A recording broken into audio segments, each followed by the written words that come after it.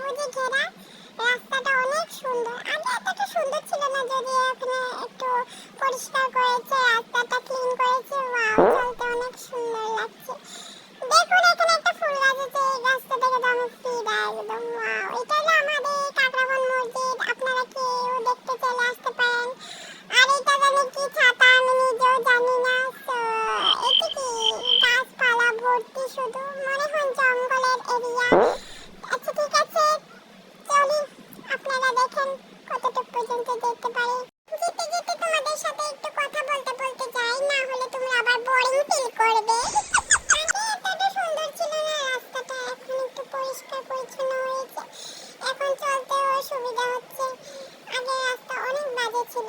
তো দেখুন কি সুন্দর সবুজে সবুজে ঘাস, এই ক্ষেতটা তো অনেক ভালো লাগছে।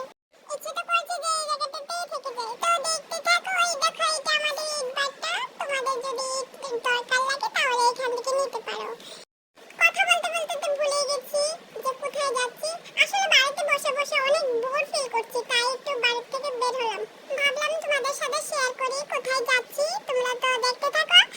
এটা হলো কালাপানির দিঘি। তো এটার মধ্যে অনেক বড় রহস্য ছিল, যেটা আমারও জানা নেই। তোমরা কেউ জানলে আমাকে কমেন্ট বক্সে জানাতে পারো। ক্যামেরাতে দিঘিটা অনেক ছোট দেখা যাচ্ছে, এটা কিন্তু অনেক বড়। গাছপালার জন্য পুরো দিঘিটা ভালো করে দেখা যাচ্ছে না। তো যতটুকু সম্ভব আমি তোমাদের দেখানোর চেষ্টা করছি। দিঘিটা দেখতে দেখতে আবার রাস্তা চলে এলাম। রাস্তাটা আজকে অনেক সুন্দর লাগছে।